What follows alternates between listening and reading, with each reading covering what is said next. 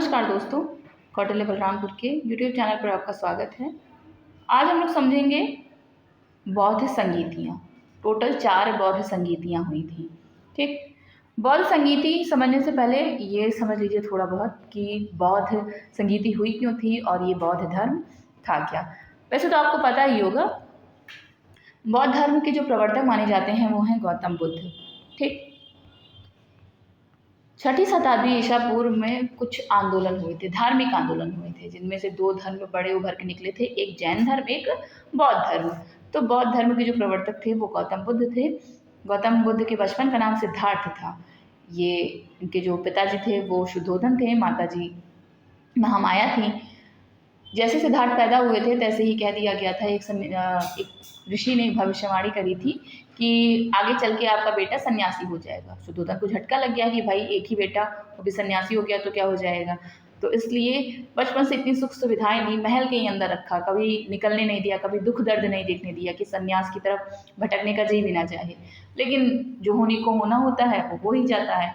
और एक बार बल्कि इसीलिए जल्दी से शादी भी करा दी सबसे खूबसूरत कन्या यशोधरा से। एक पुत्र भी हुआ राहुल। लेकिन फिर एक दिन अपने सारथी चन्ना के साथ सिद्धार्थ घूमने निकल गए और 4 चीज़ें देख ली। कौन कौन सी चीज़ें देखी? एक बीमार व्यक्ति देख लिया, एक वृद्ध व्यक्ति देख लिया, ठीक, एक शव यात्रा देखी और एक सन्यासी आदमी देख लिया। तो उनको लगा कि सन्यासी लोग ज़्यादा सुकून में हैं। ऐसा क्या है सन्यासी के पास जो इतना ज़्यादा सुकून है? इसी प्रश्न का उत्तर पाने के लिए वो अपने घर को छोड़ दिए, अपना गृह त्याग कर दिए इस सवाल का उत्तर जानने के लिए। और 6 साल, ठीक, 6 साल बोध गया में तपस्या करी और 6 साल के बाद ये सिद्धार्थ बुद्ध कहलाए। जब इनको 6 साल के बाद ज्ञान की प्राप्ति हुई तो ये गौतम बुद्ध कहलाया। गौतम बुद्ध ही बौद्ध धर्म के प्रवर्तक है। फिर इसके बाद इनके जो फॉलोअर हुए वो बौद्ध धर्म के फॉलोअर्स कहलाए। गौतम बुद्ध जब तक जीवित थे तब तक मौखिक रूप से अपना उपदेश देते रहे। ठीक, जगह जगह घूम के सबसे ज़्यादा उपदेश उन्होंने श्रावस्ती में दिए हैं, जहाँ पे हमारा लोग का शहर है। अपने शहर से 20-22 किलोमीटर दूर श्रावस्ती नगर है, वहाँ पे सबसे ज़्यादा उपदेश गौतम बुद्ध ने दिया है। ठीक, उनकी मृत्यु के पश्चात ये हुआ कि बौद्ध धर्म को बढ़ाया कैसे जाए, कैसे बढ़ाया जाए।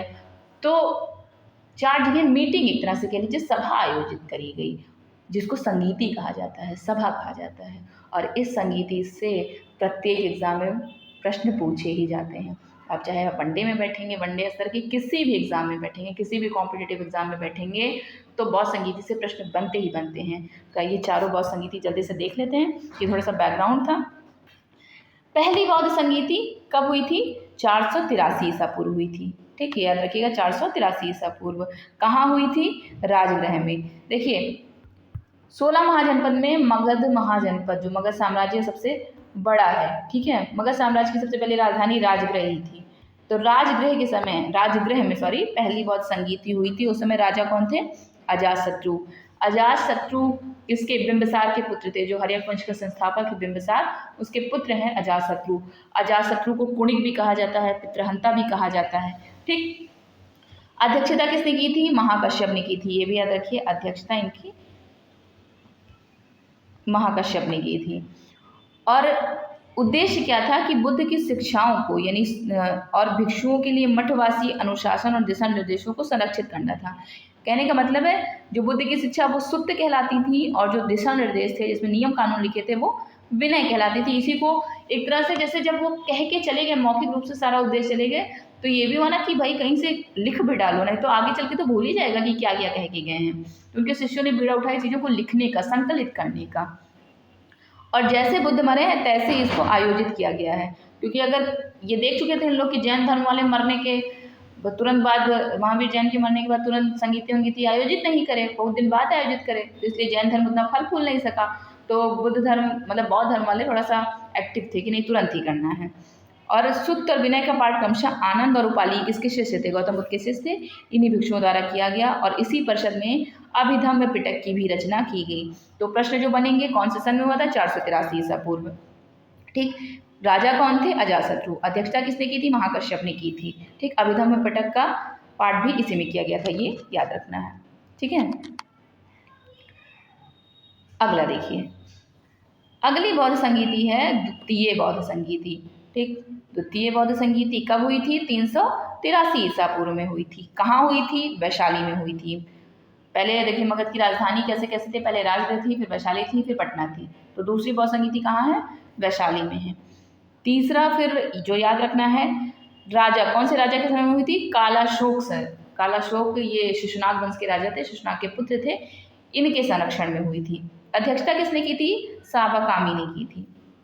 और समस्या ये थी कि जैसे पहली बौद्ध संगीति हुई तो बुद्ध के फॉलोवर आपस में कहने लगे, नहीं नहीं बुद्ध ने ये कहा था, कुछ कहे नहीं, ये कहा था, ये कहा था, आपस में मतभेद हो गया, कॉन्ट्रडिक्शन हो गया।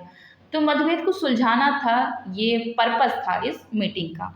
और इस पर्सन ने महासांगिकों को प्रामाणिक बौद्ध ग्रंथ मानने से इनकार कर दिया। इस कारण से इस परिषद को यानी इस संगीति को ऐतिहासिक माना जाता है। बल्कि इसी बौद्ध संगीति में महासांगिक और स्थविर, महासांगिक और स्थविर दो भागों में बौद्ध धर्म बट गया था। देखिए अंतर समझ लीजिए, ऐसा नहीं है बौद्ध धर्म चौथी बौद्ध संगीति में हीनयान महायान में बटा था कनिष्क के समय में, लेकिन द्वितीय बौद्ध संगीति में स्थविर और महासांघिक में बटा था। ठीक, देखिए तीसरी बौद्ध संगीति आ गई, पर्दा खुल गया भाई। तीसरी बौद्ध संगीति कब हुई है? 250 ईसा पूर्व हुई है। कहाँ आयोजित हुई है? पाटलिपुत्र में। याद रखते चलिए, पहला कहाँ हुआ है? राजगृह में हुआ, दूसरा कहाँ हुआ? वैशाली, तीसरा कहाँ हुआ? पाटलिपुत्र में हुआ। राजा कौन थे? महान सम्राट अशोक। अशोक तो आप लोग को इसलिए पता होगा कि अशोक ने बौद्ध धर्म अपना लिया था। कलिंग युद्ध के पश्चात अशोक का मन द्रवित हो गया था कि कैसे इतना युद्ध, और बौद्ध धर्म ऐसा धर्म है जो शांति को प्रमोट करता है। ठीक, बौद्ध हम डिटेल में पढ़ेंगे तो वो शांति को प्रमोट करता है। तो अशोक के संरक्षण में हुआ था। अध्यक्षता मुगाली पुत्तिस ने की थी और उद्देश्य क्या था कि बौद्ध धर्म के विभिन्न संप्रदायों का विश्लेषण करना तथा उन्हें शुद्ध करना था। देखिए तो बड़ी सीधी सी बात है, कॉन्ट्रडिक्शन जैसे जैसे चीज़ें आगे बढ़ती हैं कॉन्ट्रडिक्शन हो ही जाता है। तो एक पर्पस था कि संप्रदायों का विश्लेषण किया जाए।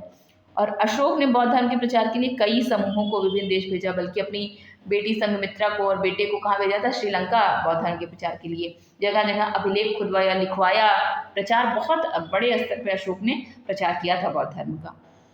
देखिए जब कोई राजा संरक्षण देता है किसी धर्म को तो उस धर्म के फलने फूलने की संभावना बहुत ज़्यादा बढ़ जाती है।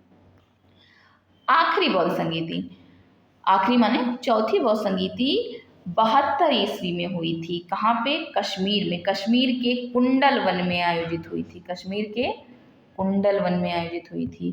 राजा उस समय कौन था? कनिष्क। कनिष्क के संरक्षण में हुई थी। इसमें देखिए एक लोग अध्यक्ष थे वसुमित्र और एक उपाध्यक्ष भी थे। इसके पहले की तीनों संगीते में उपाध्यक्ष कोई नहीं था, इसमें उपाध्यक्ष भी थे। कौन? अश्व घोष। और वही बात है, उद्देश्य ये था कि संघर्षों का समाधान करना है। और समाधान किस प्रकार हुआ? हीनयान और महायान संप्रदाय अलग अलग हो गए। और उसके बाद जब आप पढ़ते हैं कि बौद्ध धर्म फिर दो भागों में विभाजित हुआ, हीनयान और महायान में। तो कौन सी संगीति में बौद्ध धर्म दो भागों में बटा? चौथी बौद्ध संगीति में हीनयान महायान में बट गया। ठीक, खुद कनिष्क कौन सी शाखा का फॉलोवर था? महायान का फॉलोवर था। ठीक है, 72 ईस्वी में चौथी बौद्ध संगीति का आयोजन हुआ है। अब कहीं कहीं पांचवी बौद्ध संगीति भी मिलती है कि पांचवी बौद्ध संगीति, तो नॉलेज के लिए जान लीजिए, पांचवी बौद्ध संगीति हर्षवर्धन के काल में हुई थी। ठीक, हर्षवर्धन के काल में हुई थी। ये एक तरह से बौद्ध सभा का आयोजन करता था, तो उसको कहीं कहीं कह दिया जाता है कि ये पांचवी बौद्ध संगीति है। और अध्यक्षता की थी ह्वेनसांग ने। ह्वेनसांग आप पढ़ेंगे, ये प्रश्न बहुत पूछता है, ह्वेनसांग किसके शासनकाल में भारत आया था? चीनी यात्री था ह्वेनसांग। हर्षवर्धन के शासनकाल में ह्वेनसांग भारत आया था।